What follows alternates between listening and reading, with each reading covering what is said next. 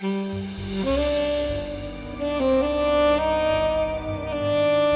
1953, a lacrosse babysitter disappeared with hardly a trace. Her name was Evelyn Hartley.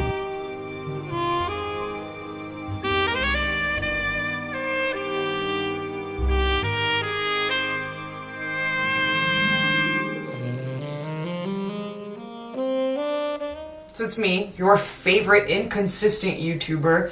I told you guys I was going to drop a video tomorrow on my community tab, and that was 14 days ago. But it's tomorrow today. I'm joined by my son Elijah, and we're going to be talking about one of the most baffling disappearances in Wisconsin. Evelyn Hartley was born to Richard and Ethel Hartley on the 21st of November in 1938. She had two older brothers, Richard and Thomas. But sadly, Richard would lose his life in 1946 during vicious World War II at only age 18. Richard, the father, had his PhD and was a well-respected biology professor in the town of La Crosse, Wisconsin in 1953. La Crosse was by all accounts a quiet, sleepy town where crime was nil and everybody knew everybody. The University of La Crosse was established in 1909 and to this day a well-known and respected campus. On October 24th, 1953, the college town would be forever changed when 15-year-old Evelyn Hartley would violently disappear, never to be seen again, leaving behind many clues that ultimately led to nowhere. So I'm going to set the stage for you. Okay, when I say America 1950s, what's the first thing that comes to your mind? Friendly, chill. Yeah, exactly. I mean, everybody's kind of... I always think of like the Andy Griffith show, the...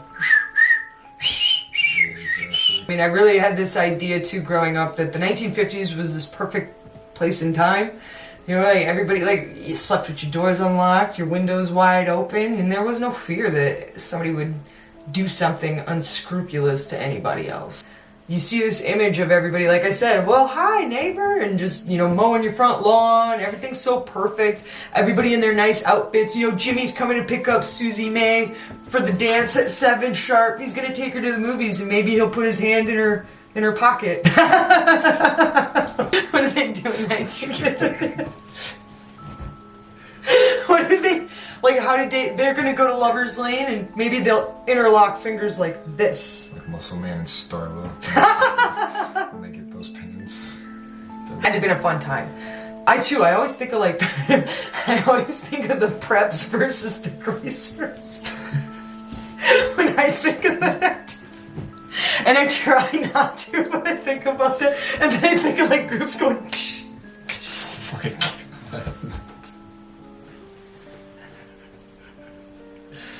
I'm sorry, that's what comes to mind.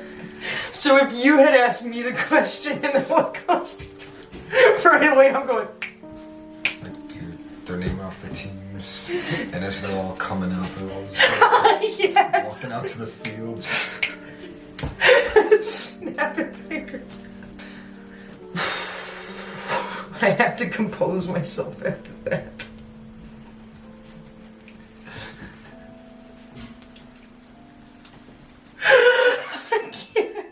No more. Okay. Welcome to the basketball team. Yeah, you come to watch some sports, did you, huh? Well, have a seat. It's about to get real lively tonight, folks. Like I said, her father is a respected college professor. Her mother had also just a good woman. Good woman. It's so crazy that there was just nothing. Nothing to implicate that Evelyn could have been a target of some kind of a hate crime. On that day, a big college game between rival schools was the talk of the town. Also being homecoming and on the cusp of Halloween, a lot of activity was happening that week. Mr. Hartley's work colleague, Viggo Rasmussen, was in need of a babysitter after his originally planned for babysitter decided she too would attend that game. Viggo, his wife, and oldest child wanted to also go to the game, but they didn't want to bring along their 20-month-old daughter, and so they had asked if Evelyn would be willing to come babysit for them that night. Evelyn agreed to do so, preparing to get her homework done, as she did. Always achieving good grades, it was no surprise she'd choose to spend the evening indoors with her studies. Mr. Rasmussen picked Evelyn up at 6:30 sharp. He and his wife would tell Evelyn to put the baby down at 7 p.m. and to cover her up by 7:15. Evelyn placed the baby in its crib, but she'd never come back to cover her up. A monster was lurking in the shadows that night, one who had their sights set on Evelyn. This evil being must have spotted her through the living room windows, as there was no curtains hung up yet. The house was barely 3 months old, and in a brand new subdivision referred to as the Cooley Edition. The abductor would appear to have been an opportunistic one, as other homes nearby reported crowbar marks on doors and windows. Perhaps while attempting to break in somewhere else, the lone teen caught his eye, and he acted in the moment. Evelyn decides that she's gonna go babysit for Viggo Rasmussen and his family. Like I said, this isn't anything new. They've asked her to do this before. She would rather go babysit, get her homework done, than attend the game, the rowdy basketball game. You know, she was just that kind of girl. As I said, Evelyn, good girl, straight A's. She's not a bad kid at all. Very good girl. She makes plans to go to the Rasmussen home around 6:30. Professor Rasmussen, Viggo, goes and picks Evelyn up, and everything is going according to plan. Around this time, it's about 7 o'clock. So Evelyn's only been gone about 30 minutes. Evelyn's mom gets a really fucked up feeling, man. Like, she gets this feeling in the pit of her stomach. She just knows something's wrong, and she gets the urge to call Evelyn. I kind of think about this as being like, if something happened to you or your sister, like it would be something I would just know, you know, like in the pit of your stomach. This is what happened with Evelyn's mom. She got that feeling like, okay, something's not right. But she tried to brush it off, like she's gonna call. Evelyn would always call on her babysitting jobs. She would call her home around 8:30 just to, you know, let her parents know that everything was okay. Well, 8:30 comes and goes, and Evelyn never calls. And this is when the bells start ringing in the Hartley household. They know something's not right. And Mr. Hartley as well. Like, he sees how panic-stricken his wife has become, and he's like, now he's starting to feel uncomfortable. He's like, okay, he's calling the Rasmussen house, and like, nobody's answering. And now he's panic-stricken. And so he decides, like, you know what? No, I'm just gonna go to the Rasmussen house, and I'm gonna check things out on my own. I'm gonna go see what's wrong. If something's okay with my daughter. Finding a basement window, he smashed in, leaving his size 11 shoe prints behind. Then reaching poor unsuspecting Evelyn, a violent struggle ensued, so much so that her shoes would come off during the attack, and in different parts of the house. Blood drops and puddles, forming an ominous trail throughout the neighborhood. Bloody handprints on a nearby garage, a puddle as large as 18 inches in diameter, suggesting that the young girl met a very grisly end. Because he's knocking on the door, knocking on the window, and he's getting no answer. The house is just ominously silent. But the music, the muffled music in the background, the record player's still going, as if she had just got up for a moment and was gonna come back, you know? So he's going around the house, and he finally comes to the basement, where he notices that there's a window broken. Very strange. And another thing to indicate that it's a break-in is that the glass and stuff from the window was all on the inside. There was also like a chair or a ladder or something like that that was pressed up against the window. So he was able to like step down on this shit, and he placed this all there, set it all up so he could easily do what he's gonna do to get Evelyn out of the house, which is also strange. Because he enters through the basement and stuff, like, why wouldn't he go out the front door?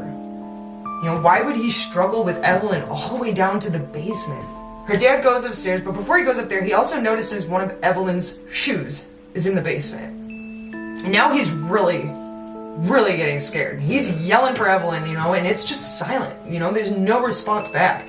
And I'm just imagining the panic he's probably feeling, just that creepy music going off. I mean, not creepy, but it makes it creepy, you know, the fact that there's still this happy music, this happy tune going on in the background when you just know something really messed up has happened to your child. You're like, what is he doing right now? You know? Like, yeah, where's my daughter? What is happening to her in this moment? Yeah, your mind is just probably going a million miles a second.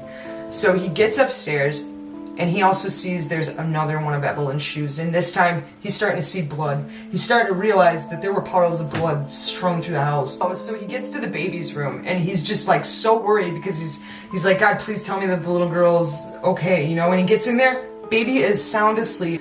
Baby's perfectly fine. Has not been harmed. I was so relieved when I first read that too, because it was like, I didn't know where this story was going when I first heard it. This moment too, he was just so unnerved that instead of immediately calling the police from the Rasmussen house, he just wants to get another person involved. He's so panicked. He's like, God, please, somebody, anybody, just help me. A neighbor, and this neighbor phones the police, lets them know the situation. When the police, I thought this was interesting. The police get this phone call, and the first comment to come out of the cop's mouth that received the phone call was, we got a missing person, but we should probably have this wrapped up in about 10 minutes, and then we can clock out and go home.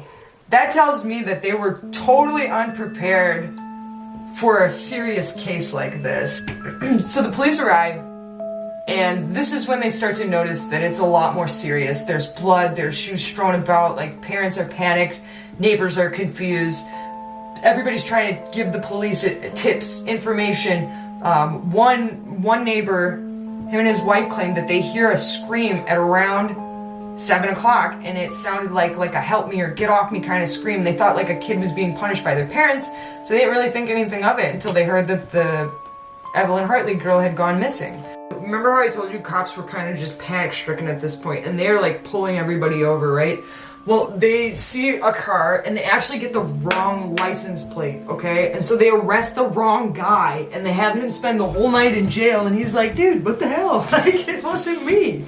And then they were just like, oh, shit. Yeah, we got the wrong plate, bro. Hope we're cool. Fist bump.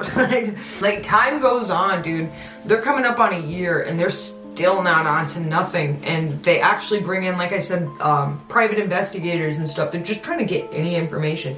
People are calling in with all these wild leads and tips. People are writing the Hartley family saying things like, Evelyn was taken by the mafia and executed, and like, sir, what? What business could she have? With the mob!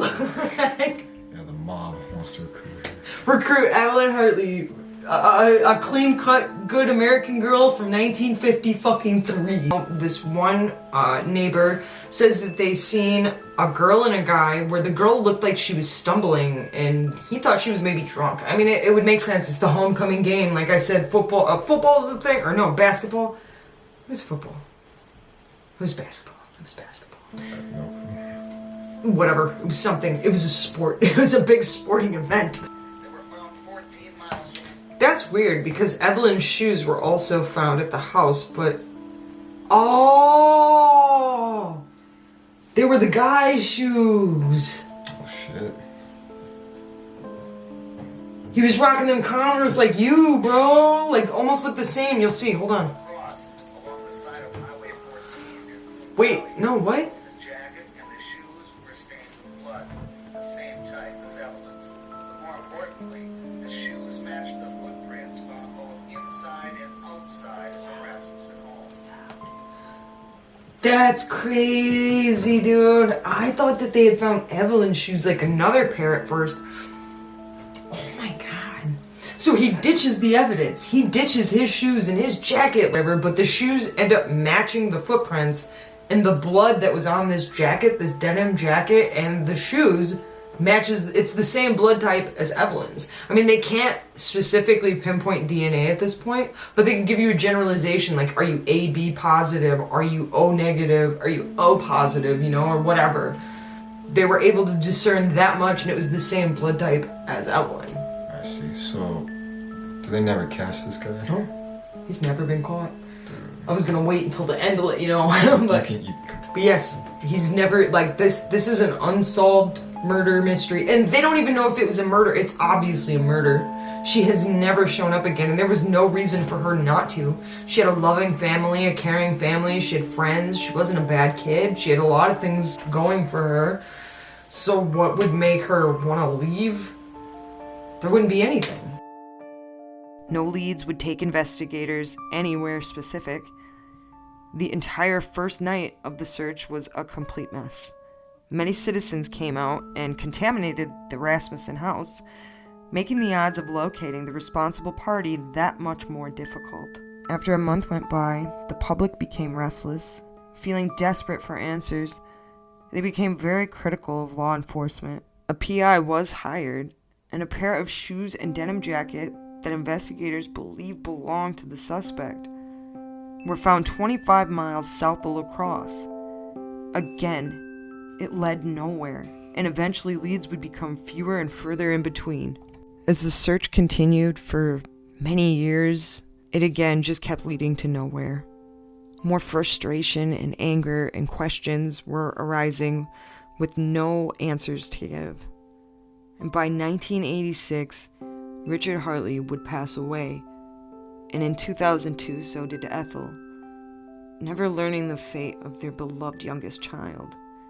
And in 2016, Evelyn's last remaining sibling would also pass away. I hope they've all reunited now and are at peace together. It's like movie Strangers, it's so true. Like, at the end they ask, why are you doing this? And they're like, it's because you were home. Wrong place, wrong time. That's kind of very ominously true. So they thought maybe potentially it was Ed Gein because he was said to have had family in the area. He was confirmed to be visiting family that very, very night. So it was like, what are the odds that one of the most prolific killers of our time would be in the exact same area where a girl goes missing? I don't know, it was just kind of bizarre. Do they talk to the family at all? That's what I wanted to know, but I don't know. They don't really say. They keep it so vague, it's so dismissive. Like, it was just kind of like, hey, we thought maybe it was Ed Gein, but there's probably not. Carry on. Alright.